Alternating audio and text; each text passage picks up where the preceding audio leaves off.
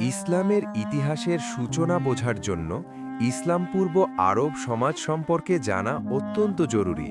সেই সময় আরব উপদ্বীপ ছিল মূলত মরুভূমি পরিবেষ্টিত একটি অঞ্চল, যেখানে মানুষের জীবনযাপন ছিল কঠিন ও সংগ্রামমুখর। সমাজে কোনো কেন্দ্রীয় শাসন ব্যবস্থা ছিল না, বরং গোত্রভিত্তিক শাসনই ছিল প্রধান। প্রতিটি গোত্র নিজেদের স্বার্থ রক্ষায় সর্বদা প্রস্তুত থাকত এবং সামান্য কারণেও যুদ্ধ শুরু হয়ে যেত।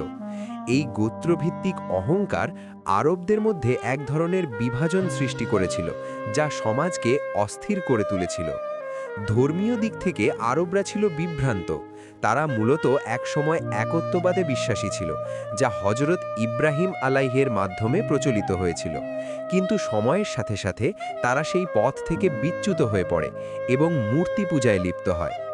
মক্কার কাবা ঘরে শত শত মূর্তি স্থাপন করা হয়েছিল এবং মানুষ এসব মূর্তিকে পূজা করত। যদিও তারা আল্লাহর অস্তিত্বে বিশ্বাস করত, কিন্তু তাকে সর্বোচ্চ ক্ষমতার অধিকারী হিসেবে স্বীকার করলেও মূর্তিগুলোকে তার নিকটবর্তী হওয়ার মাধ্যম হিসেবে মনে করত। সামাজিক অবস্থাও ছিল অত্যন্ত করুণ। নারীদের কোনো সম্মান ছিল না, বরং তাদেরকে সম্পত্তির মতো ব্যবহার করা হতো। কন্যা সন্তান জন্মগ্রহণ করলে অনেকেই লজ্জার কারণে তাকে জীবিত কবর দিয়ে দিত। দাস প্রথা ছিল অত্যন্ত প্রচলিত এবং দাসেদের উপর অমানবিক আচরণ করা হতো। শক্তিশালী ব্যক্তিরা দুর্বলদের উপর অত্যাচার চালাত এবং এতে কোনো নৈতিকতার দিক থেকেও সমাজ ছিল অবক্ষয়গ্রস্ত। মদ্যপান, জুয়া, ব্যভিচার ছিল সাধারণ ঘটনা। মানুষ নিজেদের আনন্দের জন্য এসব কাজে লিপ্ত হতো এবং এতে কোনো অপরাধ বোধ কাজ করত না। সততা ও ন্যায় বিচারের অভাব ছিল স্পষ্ট, ফলে সমাজে বিশৃঙ্খলা বিরাজ করত। অর্থনৈতিকভাবে মক্কা ছিল একটি গুরুত্বপূর্ণ বাণিজ্য কেন্দ্র। আরবরা ব্যবসা বাণিজ্যের মাধ্যমে জীবিকা নির্বাহ করত এবং বিভিন্ন অঞ্চলের সাথে তাদের বাণিজ্যিক সম্পর্ক ছিল।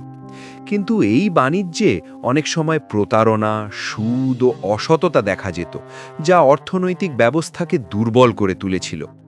এই পরিস্থিতিতে মানুষের জীবনে শান্তি ও ন্যায় প্রতিষ্ঠার জন্য একটি পরিবর্তন অত্যন্ত প্রয়োজন ছিল। ঠিক তখনই আল্লাহ তাআলা মানবজাতির পথ প্রদর্শনের জন্য প্রেরণ করেন মহানবী মুহাম্মদ সাল্লাল্লাহু আলাইহি ওয়াসাল্লামকে। তাঁর আগমন এই অন্ধকার সমাজে এক নতুন আলোর সূচনা করে। ৬১০ খ্রিস্টাব্দে মুহাম্মদ সাল্লাল্লাহু আলাইহি ওয়াসাল্লাম হেরা গুহায় ধ্যানরত অবস্থায় প্রথম ওহী লাভ করেন। এই ঘটনায় ইসলামের আনুষ্ঠানিক সূচনা।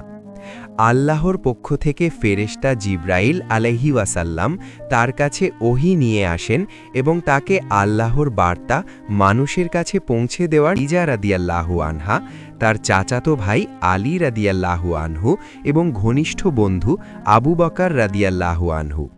এরা সবাই ইসলামের প্রথম অনুসারী হিসেবে ইতিহাসে বিশেষ স্থান অধিকার করেন। ৩ বছর গোপনে দাওয়াত দেওয়ার পর নবীজি সাল্লাল্লাহু আলাইহি ওয়াসাল্লাম প্রকাশ্যে ইসলাম প্রচার শুরু করেন। তখন মক্কার কুরাইশরা এর তীব্র বিরোধিতা করে। তারা মনে করত ইসলামের শিক্ষা তাদের পূর্বপুরুষদের ধর্ম ও সামাজিক ব্যবস্থার বিরুদ্ধে। ফলে তারা নবীজি এবং তার অনুসারীদের ওপর নানা ধরনের নির্যাতন চালাতে থাকে।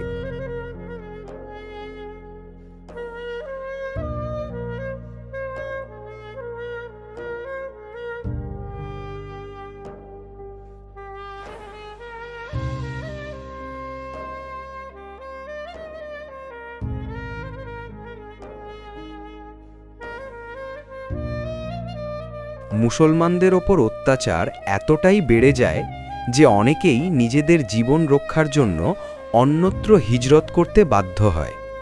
কিছু সাহাবী হাবশায় অর্থাৎ বর্তমান ইথিওপিয়ায় আশ্রয় নেন, যেখানে ন্যায়পরায়ণ রাজা তাদের নিরাপত্তা প্রদান করেন। কিন্তু মক্কায় অবস্থানরত মুসলমানদের ওপর নির্যাতন অব্যাহত থাকে। এই কঠিন সময়েও নবীজি সাল্লাল্লাহু আলাইহি ওয়াসাল্লাম তার দাওয়াত চালিয়ে যান এবং মানুষকে এক আল্লাহর ইবাদতের দিকে আহ্বান করতে থাকেন। তিনি ধৈর্য, সহনশীলতা ও আল্লাহর ওপর ভরসার মাধ্যমে এই প্রতিকূল পরিস্থিতি মোকাবিলা করেন। তার এই দৃঢ়তা ও আত্মত্যাগ ইসলামের বিস্তারে গুরুত্বপূর্ণ ভূমিকা রাখে। এভাবেই ইসলামের প্রাথমিক যুগ কঠিন পরীক্ষা ও সংগ্রামের মধ্য দিয়ে অগ্রসর হতে থাকে, যা পরবর্তীতে একটি শক্তিশালী ধর্মীয় ও সামাজিক আন্দোলনে পরিণত হয়। মক্কার অত্যাচার যখন চরমে পৌঁছায় এবং মুসলমানদের জন্য সেখানে থাকা প্রায় অসম্ভব হয়ে ওঠে, তখন আল্লাহর নির্দেশে মুহাম্মদ সাল্লাল্লাহু আলাইহি ওয়াসাল্লাম মদিনায় হিজরত করার সিদ্ধান্ত নেন। এই হিজরত ইসলামের ইতিহাসে এক গুরুত্বপূর্ণ মোড়, কারণ এর মাধ্যমেই প্রথমবারের মতো মুসলমানরা একটি স্বাধীন সমাজ ও রাষ্ট্র প্রতিষ্ঠার সুযোগ পায়। 622 খ্রিস্টাব্দে এই হিজরত সংঘটিত হয়, যা পরবর্তীতে ইসলামী ক্যালেন্ডারের সূচনা বিন্দু হিসেবে গণ্য হয়। মদিনায় পৌঁছে নবীজি সাল্লাল্লাহু আলাইহি ওয়াসাল্লাম সর্বপ্রথম যে কাজটি করেন তা হল একটি মসজিদ নির্মাণ, মসজিদে নাবাবী। এটি শুধু নামাজের স্থান ছিল না, বরং এটি ছিল প্রশাসনিক, সামাজিক ও শিক্ষামূলক কার্যক্রমের কেন্দ্র। এখানে মুসলমানরা একত্রিত হয়ে নিজেদের সমস্যা সমাধান করত, শিক্ষা গ্রহণ করত এবং সমাজ গঠনের পরিকল্পনা করত। মদিনার সমাজ ছিল বহুজাতিক ও বহুধর্মীয়। এখানে মুসলমান, ইহুদি এবং বিভিন্ন গোত্রের মানুষ বসবাস করত। এই বৈচিত্র্যের মধ্যে শান্তি ও সহাবস্থান নিশ্চিত করতে নবীজি সাল্লাল্লাহু আলাইহি ওয়াসাল্লাম একটি লিখিত সংবিধান প্রণয়ন করেন, যা মদিনার সনদ নামে পরিচিত।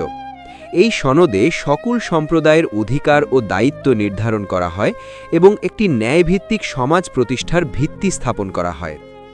মদিনায় মুসলমানদের মধ্যে ভ্রাতৃত্ব প্রতিষ্ঠাও ছিল একটি গুরুত্বপূর্ণ পদক্ষেপ। মক্কা থেকে আগত মুহাজিরদের সাথে মদিনার আনসারদের ভ্রাতৃত্ব বন্ধনে আবদ্ধ করা হয়। এর ফলে তারা একে অপরের সাহায্যে এগিয়ে আসে এবং একটি শক্তিশালী ও ঐক্যবদ্ধ সমাজ গড়ে ওঠে। এই সময় মুসলমানদের শুধু সামাজিক উন্নয়নই নয়, বরং আত্মরক্ষার জন্য প্রস্তুত হতে হয়। মক্কার কুরাইশরা মুসলমানদের বিরুদ্ধে যুদ্ধের পরিকল্পনা করতে থাকে। এর ফলে ইসলামের ইতিহাসে প্রথম যুদ্ধ, বদর যুদ্ধ সংঘটিত হয়। এই যুদ্ধে মুসলমানরা সংখ্যায় কম হলেও আল্লাহর সাহায্যে বিজয় অর্জন করে, যা তাদের মনোবল অনেক বাড়িয়ে দেয়। এরপর উহুদ যুদ্ধ সংঘটিত হয়, যেখানে মুসলমানরা প্রথমে এগিয়ে থাকলেও কিছু ভুলের কারণে শেষ পর্যন্ত কঠিন পরিস্থিতির সম্মুখীন হয়। এই যুদ্ধ মুসলমানদের জন্য একটি শিক্ষা ছিল। আল্লাহর নির্দেশ অমান্য করলে পরিণতি কঠিন হতে পারে। খন্দকের যুদ্ধ ছিল আরেকটি গুরুত্বপূর্ণ ঘটনা, যেখানে মদিনাকে রক্ষা করার জন্য একটি পরিখা খনন করা হয়। এই কৌশল আরবদের জন্য নতুন ছিল এবং এর মাধ্যমে মুসলমানরা শত্রুদের আক্রমণ প্রতিহত করতে সক্ষম হয়। এই সকল ঘটনার মাধ্যমে মদিনায় ইসলামের ভিত্তি দৃঢ় হয়ে ওঠে। মুসলমানরা শুধু একটি ধর্মীয় গোষ্ঠী হিসেবেই নয়, বরং একটি সংগঠিত ও শক্তিশালী জাতি হিসেবে নিজেদের প্রতিষ্ঠিত করতে সক্ষম হয়। নবীজি সাল্লাল্লাহু আলাইহি ওয়াসাল্লামের নেতৃত্বে একটি আদর্শ সমাজ গড়ে ওঠে, যেখানে ন্যায় বিচার, সহানুভূতি ও পারস্পরিক সহযোগিতা ছিল মূল ভিত্তি। মদিনায় ইসলামের শক্তি বৃদ্ধি পাওয়ার সাথে সাথে মক্কার কুরাইশদের সাথে মুসলমানদের সম্পর্ক আরও উত্তেজনাপূর্ণ হয়ে ওঠে। তবে সময়ের সাথে সাথে এমন একটি পরিস্থিতি সৃষ্টি হয় যেখানে যুদ্ধের পরিবর্তে শান্তির পথ অনুসন্ধান করা প্রয়োজন হয়ে পড়ে। এই প্রেক্ষাপটে হুদাইবিয়ার সন্ধি সংঘটিত হয়, যা ইসলামের ইতিহাসে একটি অত্যন্ত তাৎপর্যপূর্ণ ঘটনা। হুদাইবিয়ার সন্ধি প্রথমে মুসলমানদের জন্য আপাতদৃষ্টিতে অসম মনে হলেও বাস্তবে এটি ছিল একটি কৌশলগত বিজয়। এই সন্ধির মাধ্যমে মুসলমানরা শান্তিপূর্ণভাবে ইসলামের দাওয়াত ছড়িয়ে দেওয়ার সুযোগ পায়। এর ফলে অনেক মানুষ ইসলাম সম্পর্কে জানার সুযোগ পায় এবং ধীরে ধীরে ইসলামের প্রতি আকৃষ্ট হতে থাকে। এই সময় নবীজি বিভিন্ন দেশের শাসকদের কাছে ইসলামের দাওয়াত পাঠান। তিনি পারস্য, রোম, মিশর সহ বিভিন্ন অঞ্চলের রাজাদের কাছে চিঠি পাঠিয়ে তাদেরকে ইসলামের দিকে আহ্বান জানান। এটি ইসলামের বিশ্বব্যাপী বিস্তারের একটি গুরুত্বপূর্ণ পদক্ষেপ ছিল। 630 খ্রিস্টাব্দে মক্কা বিজয় ইসলামের ইতিহাসে এক মহান ঘটনা। মুহাম্মদ প্রায় 10,000 সাহাবী নিয়ে মক্কার দিকে অগ্রসর হন। কুরাইশরা প্রায় কোনো প্রতিরোধ গড়ে তুলতে পারেনি এবং মক্কা শান্তিপূর্ণভাবে মুসলমানদের অধীনে চলে আসে। মক্কা বিজয়ের পর নবীজি যে উদাহরণ স্থাপন করেন তা মানব ইতিহাসে বিরল। তিনি তার দীর্ঘদিনের শত্রুদের সাধারণ ক্ষমা ঘোষণা করেন এবং প্রতিশোধ না নিয়ে দয়া ও ক্ষমার নীতি অনুসরণ করেন। কাবা ঘর থেকে সকল মূর্তি অপসারণ করা হয় এবং একত্ববাদের পুনঃপ্রতিষ্ঠা করা হয়। এরপর আরব উপদ্বীপের বিভিন্ন গোত্র ইসলাম গ্রহণ করতে শুরু করে। অল্প সময়ের মধ্যেই ইসলাম সমগ্র আরব জুড়ে বিস্তৃত হয়ে পড়ে। নবীজি তার বিদায় হজের মাধ্যমে মুসলমানদের জন্য গুরুত্বপূর্ণ নির্দেশনা প্রদান করেন, যা ইসলামের মৌলিক নীতিমালার সারাংশ হিসেবে বিবেচিত হয়। 630 খ্রিস্টাব্দে নবীজি ইন্তেকাল করেন। তার ইন্তেকাল মুসলিম উম্মার জন্য একটি বড় ধাক্কা ছিল, কিন্তু তার শিক্ষা ও আদর্শ মুসলমানদের পথপ্রদর্শক হিসেবে রয়ে যায়। তার রেখে যাওয়া কুরআন ও সুন্নাহ মুসলমানদের জন্য চিরন্তন নির্দেশনা হয়ে থাকে। নবীজি সাল্লাল্লাহু আলাইহি ওয়াসাল্লামের ইন্তেকালের পর মুসলিম সমাজ একটি নতুন চ্যালেঞ্জের সম্মুখীন হয়, নেতৃত্বের প্রশ্ন। এই সময় মুসলমানরা ঐক্যবদ্ধভাবে আবু বকর রাদিয়াল্লাহু আনহুকে প্রথম খলিফা হিসেবে নির্বাচিত করেন। তার শাসনামল ছিল স্বল্প সময়ের হলেও অত্যন্ত গুরুত্বপূর্ণ। আবু বকর রাদিয়াল্লাহু আনহু এর সময় আরবের কিছু গোত্র ইসলাম ত্যাগ করার চেষ্টা করে এবং জাকাত দিতে অস্বীকার করে। এই পরিস্থিতিতে তিনি দৃঢ় অবস্থান গ্রহণ করেন এবং রিদ্দা যুদ্ধ পরিচালনা করেন। এর মাধ্যমে তিনি মুসলিম সমাজকে পুনরায় ঐক্যবদ্ধ করতে সক্ষম হন। তারপর খলিফা হন উমর রাদিয়াল্লাহু আনহু, যার শাসনামল ইসলামের স্বর্ণযুগ হিসেবে পরিচিত। তার সময়ে ইসলামিক সাম্রাজ্য দ্রুত বিস্তৃত হয় এবং পারস্য ও বাইজেন্টাইন সাম্রাজ্যের বিশাল অংশ মুসলমানদের অধীনে আসে। তিনি প্রশাসনিক ব্যবস্থায় বহু সংস্কার আনেন এবং ন্যায়বিচার প্রতিষ্ঠায় গুরুত্বপূর্ণ ভূমিকা পালন করেন। পরবর্তী খলিফা উসমান রাদিয়াল্লাহু আনহু কুরআনের সংকলন ও সংরক্ষণে গুরুত্বপূর্ণ অবদান রাখেন। তার সময়েই কুরআনের একটি মানসম্মত সংস্করণ তৈরি করা হয়, যা আজও মুসলমানরা অনুসরণ করে।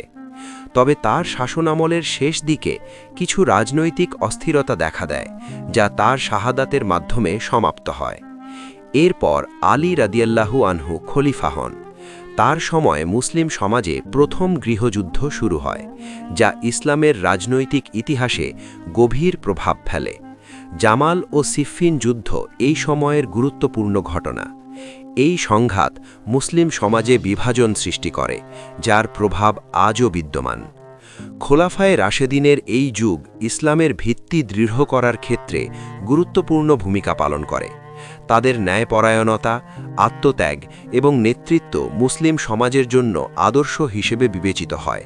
তাদের পরবর্তী সময়ে ইসলামের রাজনৈতিক কাঠামো পরিবর্তিত হয়ে রাজতান্ত্রিক ব্যবস্থায় রূপ নেয়, যা ইসলামের ইতিহাসে একটি নতুন অধ্যায়ের সূচনা করে। খুলাফায়ে রাশেদিনের যুগ শেষ হওয়ার পর ইসলামের রাজনৈতিক ইতিহাসে একটি নতুন অধ্যায়ের সূচনা হয়, যা উমাইয়া খিলাফত নামে পরিচিত। এই খিলাফতের প্রতিষ্ঠাতা ছিলেন মুয়াবিয়ারা। তার শাসনামল থেকেই খিলাফত ধীরে ধীরে নির্বাচিত পদ্ধতি থেকে বংশানুক্রমিক শাসনে রূপ নিতে শুরু করে। এর ফলে ইসলামী রাজনৈতিক ব্যবস্থায় একটি বড় পরিবর্তন আসে। উমাইয়া যুগে ইসলামের ভৌগোলিক বিস্তার সর্বোচ্চ পর্যায়ে পৌঁছে যায়। পশ্চিমে স্পেন অর্থাৎ আন্দালুসিয়া থেকে শুরু করে পূর্বে ভারতীয় উপমহাদেশ পর্যন্ত মুসলিম শাসন বিস্তৃত হয়। এই সময়ে মুসলিম সেনাপতি তারিক ইবনে জিয়াদ স্পেন জয় করেন, যা ইসলামের ইতিহাসে একটি গুরুত্বপূর্ণ ঘটনা হিসেবে বিবেচিত হয়। আন্দালুসিয়ায় মুসলিম শাসনের মাধ্যমে শিক্ষা, সংস্কৃতি ও জ্ঞানের বিকাশ ঘটে এবং ইউরোপে জ্ঞানের আলো ছড়িয়ে পড়ে। উমাইয়া খিলাফতের রাজধানী ছিল দামেস্কো। এখান থেকে তারা একটি শক্তিশালী প্রশাসনিক ব্যবস্থা পরিচালনা করত। আরবি ভাষাকে সরকারি ভাষা হিসেবে প্রতিষ্ঠা করা হয়, যা প্রশাসনিক কার্যক্রমকে সহজ করে তোলে এবং মুসলিম বিশ্বের মধ্যে ঐক্য সৃষ্টি করে। তবে এই যুগে কিছু রাজনৈতিক অস্থিরতাও দেখা যায়। বিশেষ করে কারবালার ঘটনা ইসলামের ইতিহাসে একটি অত্যন্ত হৃদয় বিদারক অধ্যায়। হুসেন রা এবং তার পরিবারবর্গ ইয়াজিদের বাহিনীর হাতে শাহাদাত বরণ করেন।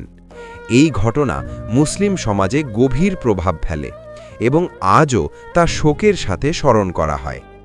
উমাইয়া যুগে যদিও রাজনৈতিক বিরোধ ছিল, তবুও প্রশাসনিক দক্ষতা, সামরিক শক্তি এবং ভৌগোলিক বিস্তারের দিক থেকে এটি ছিল একটি গুরুত্বপূর্ণ সময়।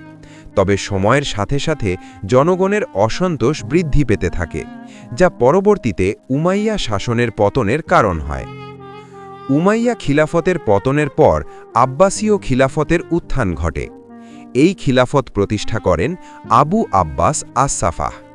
আব্বাসীয়রা নবীজি সাল্লাল্লাহু আলাইহি ওয়াসাল্লামের বংশধর হওয়ায় তারা মুসলিম সমাজের একটি বড় অংশের সমর্থন লাভ করে। আব্বাসীয় খিলাফতের রাজধানী ছিল বাগদাদ, যা অল্প সময়ের মধ্যেই বিশ্বের অন্যতম জ্ঞান কেন্দ্রে পরিণত হয়। এই যুগকে ইসলামের স্বর্ণযুগ বলা হয়, কারণ এ সময়ে বিজ্ঞান, চিকিৎসা, গণিত, জ্যোতির্বিজ্ঞান, দর্শন ও সাহিত্য সহ বিভিন্ন ক্ষেত্রে অসাধারণ অগ্রগতি সাধিত হয়।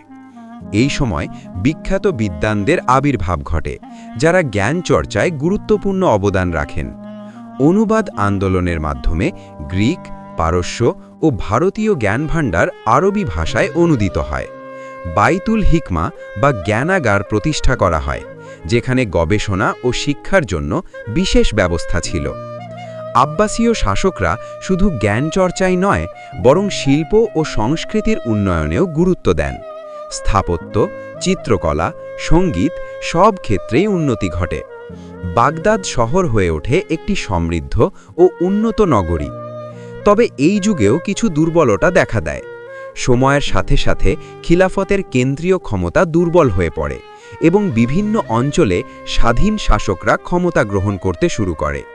এছাড়া অভ্যন্তরীণ দ্বন্দ্ব ও রাজনৈতিক ষড়যন্ত্র খিলাফতের পতনের কারণ হয়ে দাঁড়ায়। অবশেষে 1258 খ্রিস্টাব্দে মঙ্গোল নেতা হুলাগু খান বাগদাদ আক্রমণ করেন এবং শহরটি ধ্বংস করে দেন। এর মাধ্যমে আব্বাসীয় খিলাফতের পতন ঘটে এবং ইসলামের স্বর্ণযুগের সমাপ্তি ঘটে। আব্বাসীয় খিলাফতের পতনের পর ইসলামের ইতিহাসে উসমানীয় সাম্রাজ্যের উত্থান ঘটে, যা দীর্ঘ সময় ধরে মুসলিম বিশ্বের নেতৃত্ব প্রদান করে। এই সাম্রাজ্যের প্রতিষ্ঠাতা ছিলেন উসমান গাজী। তার নাম অনুসারেই এই সাম্রাজ্যের নামকরণ করা হয়। উসমানীয় সাম্রাজ্য ধীরে ধীরে একটি শক্তিশালী সামরিক ও রাজনৈতিক শক্তিতে পরিণত হয়। তাদের অন্যতম বড় সাফল্য ছিল 1453 খ্রিস্টাব্দে কনস্ট্যান্টিনোপল বিজয়। এই বিজয়ের নেতৃত্ব দেন সুলতান মেহমেদ ফাতিহ। কনস্ট্যান্টিনোপল বিজয়ের মাধ্যমে বাইজেন্টাইন সাম্রাজ্যের পতন ঘটে এবং শহরটির নাম পরিবর্তন করে ইস্তাম্বুল রাখা হয়। উসমানীয়রা একটি সুসংগঠিত প্রশাসনিক ব্যবস্থা গড়ে তোলে, যেখানে আইন, শৃঙ্খলা ও ন্যায় বিচার প্রতিষ্ঠা করা হয়। তারা ইসলামী শরিয়া ও স্থানীয় আইনকে সমন্বয় করে একটি কার্যকর শাসন ব্যবস্থা চালু করে। বিভিন্ন ধর্ম ও সংস্কৃতির মানুষ উসমানীয় শাসনের অধীনে শান্তিপূর্ণভাবে বসবাস করতে পারত। এই সাম্রাজ্য ইউরোপ, এশিয়া ও আফ্রিকার বিস্তীর্ণ অঞ্চল জুড়ে ছড়িয়ে পড়ে। তারা দীর্ঘ সময় ধরে ইসলামের রাজনৈতিক ঐক্য বজায় রাখে এবং খিলাফতের মর্যাদা ধারণ করে। তবে সময়ের সাথে সাথে উসমানীয় সাম্রাজ্য দুর্বল হয়ে পড়ে। অভ্যন্তরীণ দুর্নীতি, প্রশাসনিক দুর্বলতা এবং ইউরোপীয় শক্তিগুলোর উত্থান এর পতনের কারণ হয়ে দাঁড়ায়। অবশেষে প্রথম বিশ্বযুদ্ধের পর 1924 সালে উসমানীয় খিলাফতের আনুষ্ঠানিক সমাপ্তি ঘটে। উসমানীয় সাম্রাজ্যের পতনের মাধ্যমে ইসলামের রাজনৈতিক ঐক্যের একটি দীর্ঘ অধ্যায়ের সমাপ্তি হয়। তবে ইসলামের আদর্শ, সংস্কৃতি ও শিক্ষা আজও বিশ্বব্যাপী লক্ষ কোটি মানুষের জীবনে প্রভাব বিস্তার করে চলেছে। উসমানীয় খিলাফতের পতনের পর মুসলিম বিশ্ব এক নতুন বাস্তবতার সম্মুখীন হয়। 1924 সালে খিলাফত বিলুপ্ত হওয়ার মাধ্যমে মুসলমানদের রাজনৈতিক ঐক্যের একটি দীর্ঘ অধ্যায়ের সমাপ্তি ঘটে। এর ফলে মুসলিম বিশ্বে এক ধরনের শূন্যতা সৃষ্টি হয়, কারণ এতদিন খিলাফতই ছিল মুসলমানদের কেন্দ্রীয় নেতৃত্বের প্রতীক। এই পরিবর্তনের সাথে সাথে মুসলিম দেশগুলো ধীরে ধীরে স্বাধীন রাষ্ট্রে বিভক্ত হতে শুরু করে এবং বিভিন্ন রাজনৈতিক, সামাজিক ও সাংস্কৃতিক চ্যালেঞ্জের মুখোমুখি হয়। এই সময় ইউরোপীয় উপনিবেশবাদ মুসলিম বিশ্বের ওপর গভীর প্রভাব ফেলে। ব্রিটিশ, ফরাসি ও অন্যান্য শক্তি বিভিন্ন মুসলিম অঞ্চল দখল করে নেয়। এর ফলে মুসলমানদের রাজনৈতিক স্বাধীনতা ক্ষুণ্ণ হয় এবং তাদের অর্থনৈতিক ও সামাজিক কাঠামো দুর্বল হয়ে পড়ে। তবে এই কঠিন পরিস্থিতির মধ্যেও মুসলমানরা নিজেদের পরিচয় ও ধর্মীয় মূল্যবোধ রক্ষা করার চেষ্টা চালিয়ে যায়। ২০ শতকে মুসলিম বিশ্বে পুনর্জাগরণের একটি ধারা লক্ষ্য করা যায়। বিভিন্ন দেশে ইসলামী চিন্তাবিদ ও সংস্কারকরা মুসলমানদের জাগ্রত করার চেষ্টা করেন।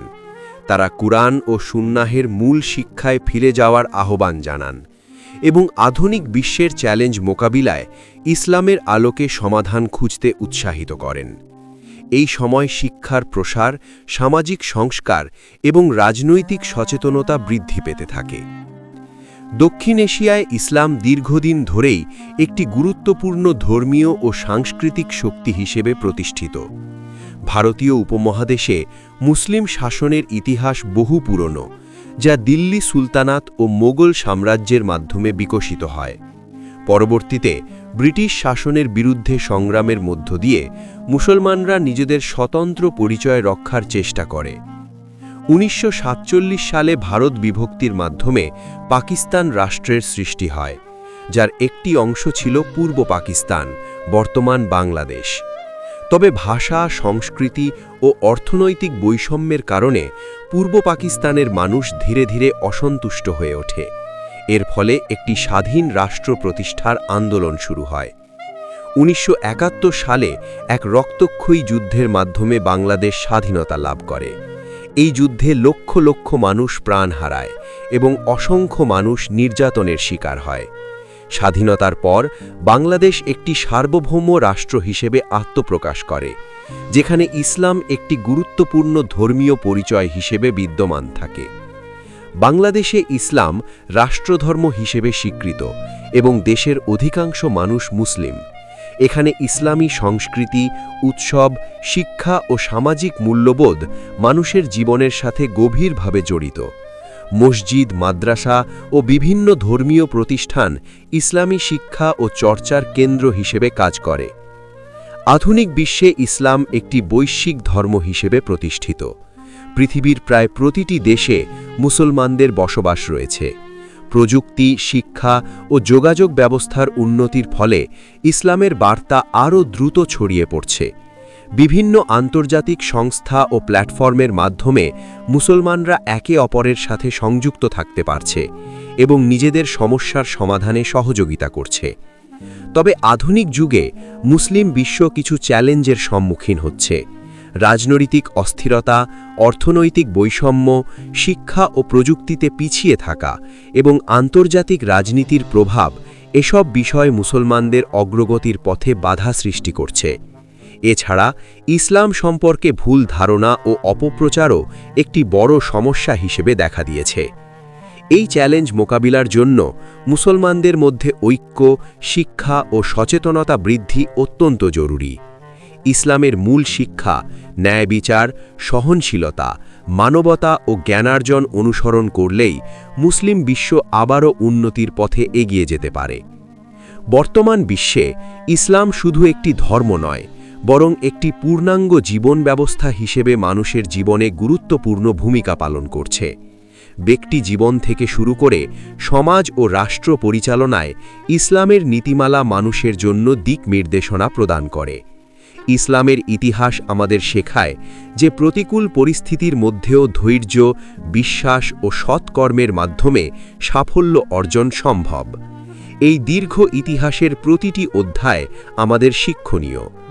ইসলাম আমাদেরকে শুধু অতীতের গৌরবের কথা মনে করিয়ে দেয় না, বরং বর্তমান ও ভবিষ্যতের জন্য একটি সঠিক পথ নির্দেশনা প্রদান করে। তাই ইসলামের ইতিহাস অধ্যয়ন করা শুধু জ্ঞান অর্জনের জন্যই নয়, বরং নিজের জীবনকে সঠিক পথে পরিচালিত করার জন্য অত্যন্ত গুরুত্বপূর্ণ।